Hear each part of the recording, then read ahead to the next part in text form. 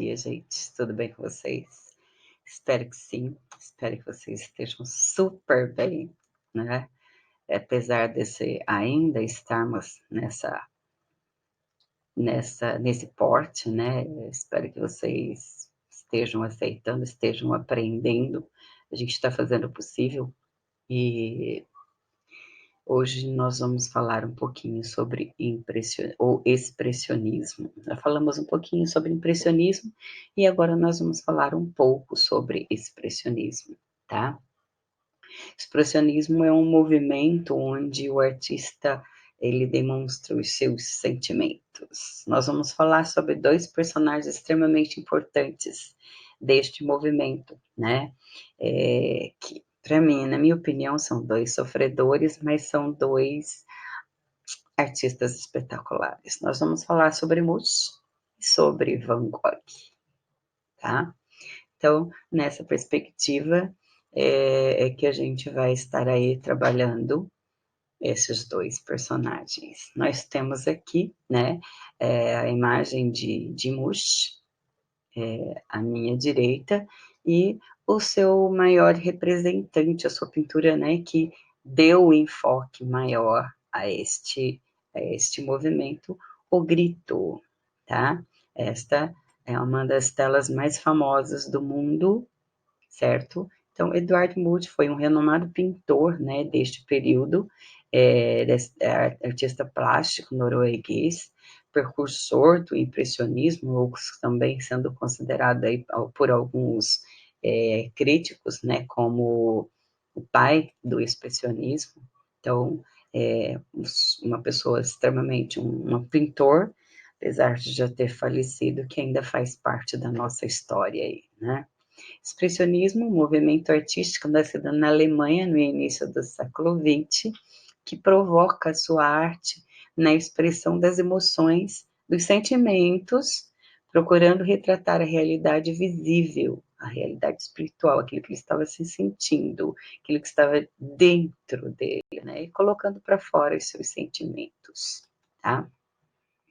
Este movimento, a gente vem falando bastante que a palavra expressionismo, né, ela, ela pode ser aplicada em qualquer momento da história da arte para designar uma obra ou que represente, né, o abandono às ideias tradicionais que expressava as emoções, né, do artista através de deformações, exagero e da dor, da cor, né, a deformação da cor e da própria dor do artista, né? Então, é um movimento onde está extremamente inserido as suas angústias, tá? Passeando os dois amigos por um sol, quando o céu ficou subitamente vermelho de sangue, eu parei exausto, inclinei-me sobre a vedação, sobre o suporte da ponte, e vi sangue e línguas de fogo azul escuro, fiordes e sobre a cidade. Meus amigos continuaram, mas eu fiquei a tremer de ansiedade e senti um grito infindo da natureza. Então, são palavras do próprio Munch quando ele pinta o grito, né, a ponte. São triste, mas a realidade que ele viu naquele momento, né, de angústia, de sofrimento, ao pôr do sol. E aqui o artista sofreu duas grandes perdas, né, que influenciou as suas obras. Perda da mãe, em 1868, quando ele tinha 5 anos, e 68, estava tentando lembrar, eu escrevi aqui, e a da sua irmã Sophie, em 1877. Então, aí estão as duas imagens, né, que marcam este sofrimento, esse estilo de pintura tão sofredor de Munch. E aí a gente vem, né, com algumas frisos da vida que ele chama estas obras, em função do sofrimento, né, da dor, né? A Alemanha, em 1901, as suas obras tiveram um impacto, né, positivo, e em Berlim ele preparou uma famosa série, né, de O Friso da Vida, definida por ele como um poema de vida, amor e morte. Por quê? Porque nesse período, anterior a este período, ele tinha feito um tour, tinha ido para outros lugares fazer exposição fora da Alemanha, não foi muito bem aceito, aí ele retorna à Alemanha e ele é bem aceito, as pessoas começam a valorizar o seu trabalho, e aí então ele faz essa exposição que ele colocou o nome de Frisos da Vida, tá? Mush, ele trabalhou uma série de imagens denominadas melancólicas, denominadas sofrimento mesmo, né? Então, nós temos a primeira imagem, e sempre cheia de muita angústia, muita dor, muito sofrimento. Ele veio de percas, né, de revoluções, e aí perde a irmã, perde a mãe, depois perde grandes amigos na guerra, e perde também a sua noiva, né, tragicamente. E por apresentar uma mulher, e aí ele pinta essa série aqui, que são mulheres mordendo o pescoço, né, de um homem enquanto o abraça, o que ele chama de amor e dor, e ela ficou popularmente conhecida como vampiro, né, pelos cabelos vermelhos aqui. Então é a demonstração de sofrimento dele mesmo, que a dor dele estava sugando. É nessa perspectiva que ele pinta essa série, né? Então, vamos falar um pouquinho agora sobre o que é este movimento, né? A tristeza, obsessão e frustração pessoais que ganham formas e cores e angustiantes representações. Na tela, o pintor norueguês Edvard Munch, 1863-1944, suas obras abriram caminho para o desenvolvimento do expressionismo, movimento artístico concentrado na Alemanha entre os anos de 1905 e 1930, que é conhecido como a arte do íntimo, ou do nosso interior, né? E aí, então, a gente vê, né, que o expressionismo ele manifesta-se naturalmente através da pintura, associando os movimentos impressionistas, né, e naturalistas, e que propõem uma arte pessoal e intuitiva, onde predominassem os sentimentos. Então, ele abandona o impressionismo e ele valoriza os seus próprios sentimentos. Então, ele vai para o expressionismo, que é onde ele pode colocar um pouco mais dos seus sentimentos, né? O expressionismo nasceu e se concentrou especialmente na Alemanha, entre os anos de 1905 e 1930. Seus artistas tentam transmitir a sua arte utilizando uma forma psicológica onde pudessem expressar seus sentimentos, mais do que o mundo exterior o fazia. No expressionismo, o artista utiliza a tela como um meio de comunicação para a manifestação de suas emoções mais íntimas. Então, foi isso que aconteceu. Ele deixa, né, o impressionismo para buscar pôr nas telas aqui os seus sentimentos, as suas angústias, as suas dores. Eduard Munch, Vicente Van Gogh, né, exemplos da marca do que foi, do que é o expressionismo, que a própria palavra já diz expressionismo, então expressar. O grito, né, é uma das obras, né, que forma essa figura, né, este momento, né, de extrema angústia. A gente olha para ela, a gente já percebe, né, aquela aflição, aquela dor, aquela angústia tamanha representada naquela obra, né? Então, ela é o suporte, vamos dizer, é uma base de quando se fala de expressionismo, a gente logo lembra do que é a obra, né? Então, o Grito é considerado uma das obras mais importantes do movimento. Campos de Trigo com o Corvo, né, no campo, Campos de Trigo com os Corvos, é uma das obras impressionistas, feito a óleo, é uma pintura também pós-impressionistas, pós-expressionista, porque ela retrata a serenidade simultânea das cores, expressando os sentimentos de forma vivida, né, pelo autor, pelo Vincent van Gogh. 1890. Então, essa tela, alguns estudiosos acreditam, né, porque foi a última tela que ele pintou, alguns estudiosos acreditam que ele tenha pintado porque ele já sabia que ele ia morrer, então ele já estava prevendo a sua morte, tá? Então, nessa angústia, né, de vida que ele teve, sofrimentos e tudo mais, ele vem buscando retratar isso nas suas obras através das cores, dos movimentos. E aí a gente vai falar um pouquinho depois quando eu mostrar a obra Noite Estrelada. O objetivo do expressionismo é a arte do instinto, né? Trata-se de uma pintura dramática, subjetiva, expressando os sentimentos humanos, utilizando cores chamativas, da forma plásticas ao amor, aos ciúmes, ao medo, à solidão, à miséria humana e também à prostituição. Detorna-se a figura para, detona-se, né, deforma, né, a figura para repassar os sentimentos agoniantes, ressaltando a predominância dos valores emocionais, muito mais, né, do que o intelectual. Principal característica, domínio psicológico, cores representantes,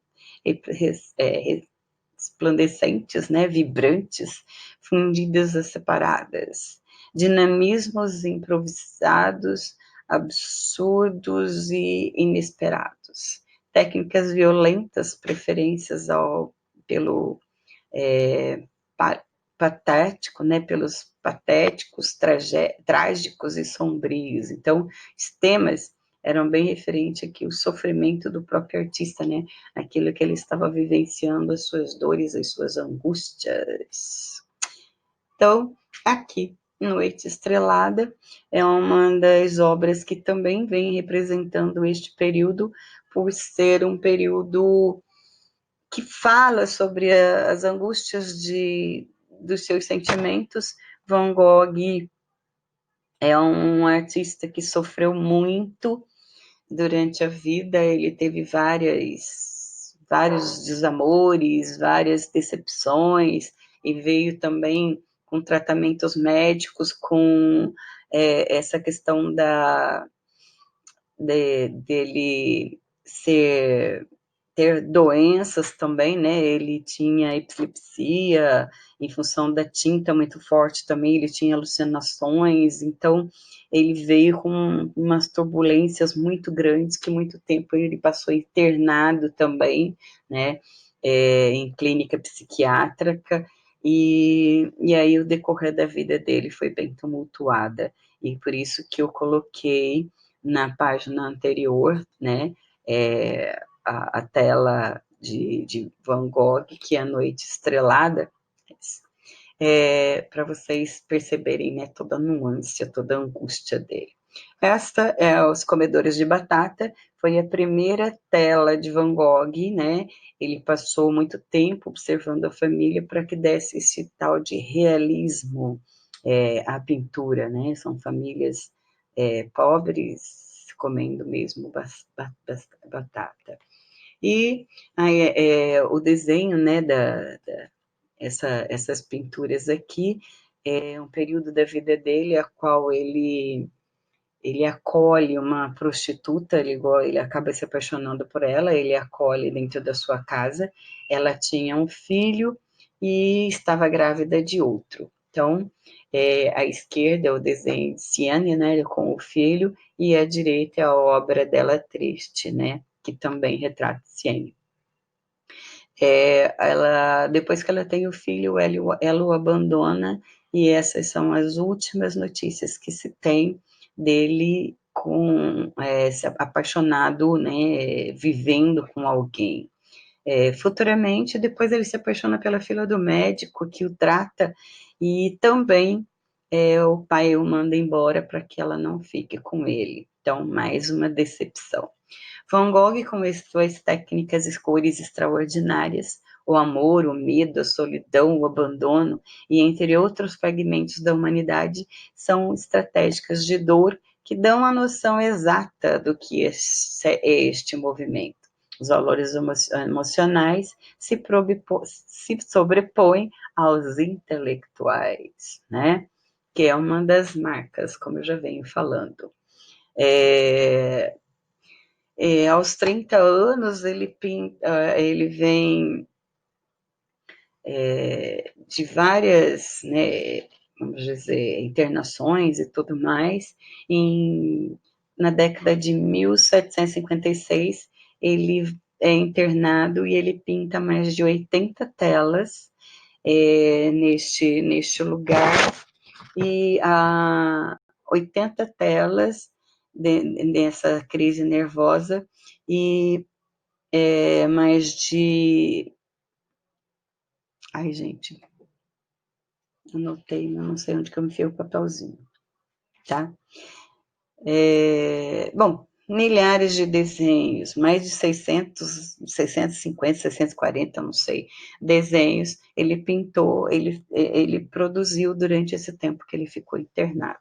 Quando ele saiu, né, de lá, ele foi para uma vila, e lá, para ficar mais perto de onde morava o médico dele, o psiquiatra, e pintando, tinha um campo de trigos muito lindo, e ele pinta séries de girassóis, né?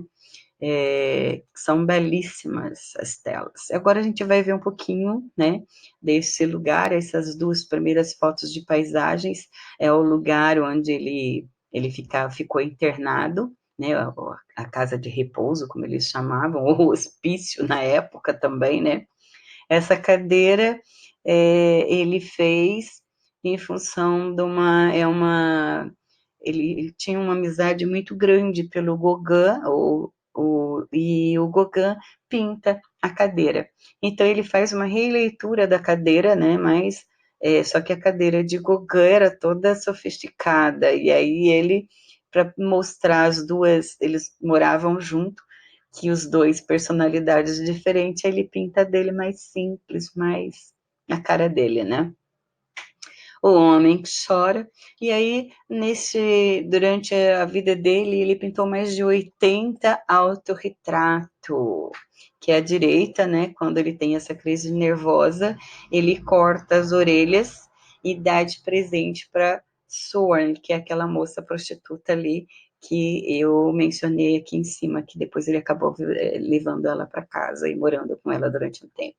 Dizem que ele deu de presente para essa prostituta, dizem que ele deu de presente para uma vizinha, que seria considerada como se fosse mãe dele, e ele acaba sendo encontrado, né, sangrando, com a orelha cortada, e o guarda acaba o levando ao hospital, e ele, quando retorna, faz o seu autorretrato com a orelha, curativo na orelha. E são mais de 80 autorretratos de Van Gogh. Também apaixonado pela cultura japonesa, né? Ele se inspira nas cores, né, vibrantes das cores japonesas, para fazer um pouco, para transmitir, né, esta paixão nas suas telas com cores vibrantes. Então, são essa inspiração que o trouxe para produzir telas como esta. Este é um